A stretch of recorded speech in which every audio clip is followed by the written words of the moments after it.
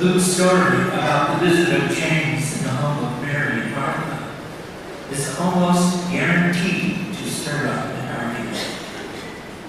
As Luke tells it, Jesus is on his way to Jerusalem, and one day he stops in a small village where two sisters live, Mary and Martha. Martha welcomes Jesus into her home and begins preparing for him as fancy a meal as she can. There is nothing unusual about this, showing hospitality, welcoming guests, feeding them well. These were very important virtues in that culture, and Martha is doing her best to show hospitality to Jesus and to make him feel at home. But while she is busily working away on the food, her sister Mary does something unusual. Normally, in the ancient world, all of the adult women would have shared in the responsibility for preparing a meal. But Mary chooses not to go. Instead, she sits quietly at Jesus' feet, like a student or a disciple would, and listens intently to what Jesus is saying. Finally, Martha has had all that she can stand of this. And here is where the argument starts. She is frankly tired of doing all the work while Mary is just sitting there, and she lets her feelings be known. Now, we might have expected her to say something to Mary, like, "Hey, sis, I could use a hand with this." But she doesn't say anything to Mary at all. Instead, she softly reprimands Jesus and tries to get him to tell Mary to get the work. "Lord, don't you care that my sister has left me to do all the work by myself? Tell her to help me." What should Jesus do? What he does, and this is what has bothered a lot of people and has caused many arguments about the story. What Jesus does is to gently scold Martha right back, and then apparently take Mary's side in the dispute. "Martha, Martha," Jesus says, "Mary has chosen the better part." Now, if we're going to understand what this story is saying to us today, we have to grapple with the troublesome response by Jesus. Why does Jesus praise Mary over hard-working Martha? Why does he say that Mary, who simply sits and listens, has chosen a better part than Martha? Some people wonder if the gospel writer Luke has a hidden and not so healthy agenda in the way he tells the story. Some people suspect that Luke's real agenda is that he is bothered by women trying to exercise too much leadership in the early Christian community.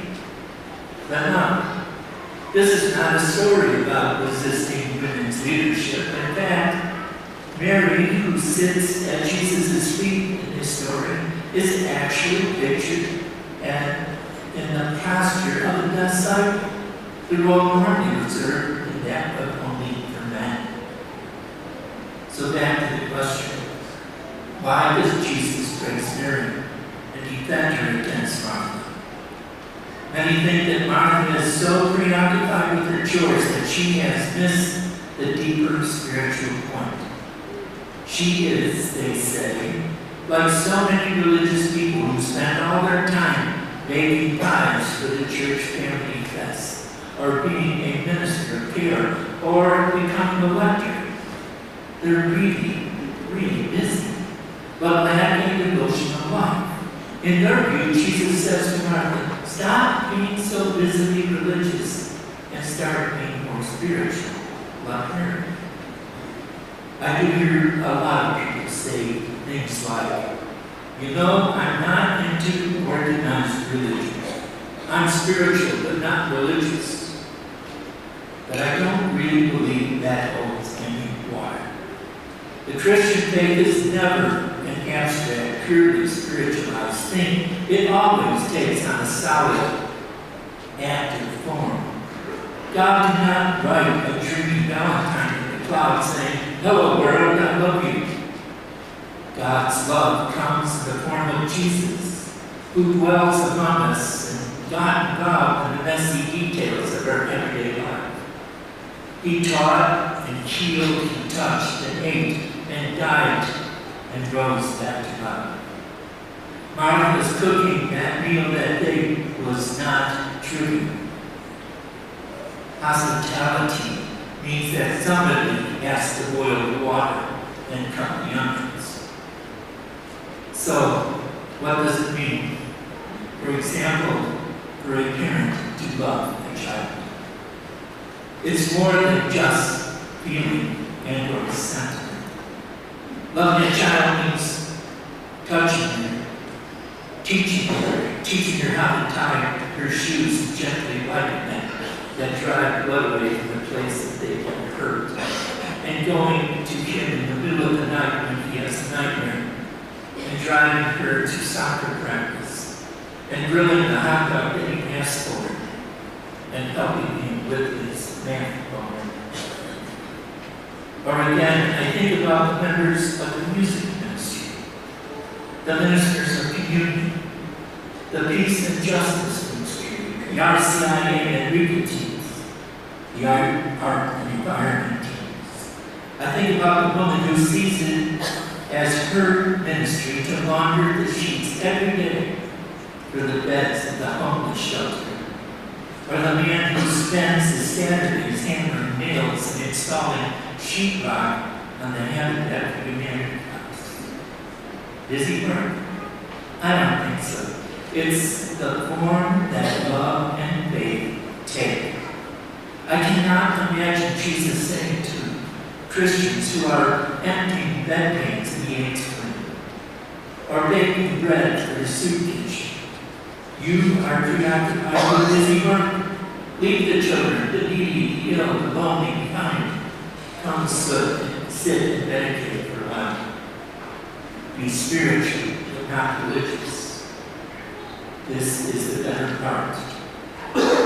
Now, some people would say that I'm just making this way too difficult.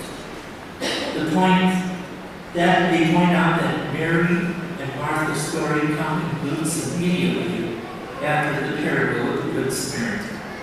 And they argue that Luke is just trying to illustrate that the theme that we should love God with all our hearts and our neighbor as ourselves. The parable of the Good Samaritan illustrates love of neighbor. That's what the Samaritan did for the man beaten by the robbers. And the story of Mary and Martha illustrates love of God. That's what Mary is doing, sitting at Jesus' feet. Good Samaritan, love of neighbor. Mary and Martha, love of God. Simple. The problem is with this is that you cannot so neatly separate the two. Over here is the love of neighbor, over there is the love of God. In the life of a Christian, they're intertwined, mixed together. You can hardly tell where one ends and the other begins. We show our love of God by loving our neighbor, and the true love of neighbor grows out of our love of God. There are two sides of the same coin. And that, I think, may get us closer to the real heart of this Mary and Martha story. There's nothing wrong with Martha's fixing the food. This is the way people show love and hospitality and care. There's nothing wrong. In fact, there is something absolutely essential about showing one's love of God and neighbor by volunteering at the yearly family fest, working in the food pantry, nailing those boards for Habitat for Humanity, and serving the bread in the soup kitchen. Martha, preparing that meal of hospitality, is doing a good thing, a necessary thing, an act of service. But if we try to do this kind of service apart from the life of the giving word of the gospel, apart from the vision that comes only from God, it will eventually wear us down. Mary has chosen to listen to Jesus, the living word.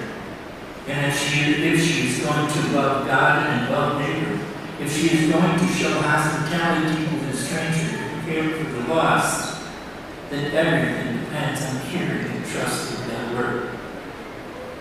With that word, we can prepare meals for the hungry, care tenderly for the sick, show hospitality to the stranger, and keep on loving and living in the name of Christ.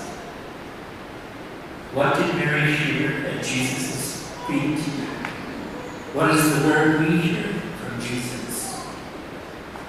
Blessed are you who are poor, for yours is the kingdom of God. Blessed are you who are hungry now, for you will be filled. Blessed are you who weep now, for you will laugh. Peace be with you. Don't be afraid. What we hear from Jesus is that our lives are gathered into God's love. That God is out there in the world healing and feeling and restoring, and therefore what we do for others counts. It really does count. A friend of mine was telling me about taking a church youth group on a mission to Brazil. On their trip, they visited one of the local elementary schools, and they spent some time observing in a classroom seriously overcrowded with children, most of them very poor, all of them needy and wiggly and noisy and unruly. It was a difficult, sometimes even chaotic learning environment, but the youth group marveled to see that the teacher carried herself with great calm and patience, treating all of the children with love and respect, despite the poverty and the chaos. They decided that the only way she could do this was that she must really love being a teacher. But they were surprised to hear her say, "Oh, I don't come here every day maybe because I love teaching. I come here every day because I love Jesus. And I see Jesus in every one of these children." I think that teacher had been like Mary, sitting at Jesus' feet. And because she could get up like Martha and teach those children with joy and hope, seeing Jesus in the face of every one of them. I believe it's a paradox. We can give away what we don't have. But if we want to keep what we have to give it away.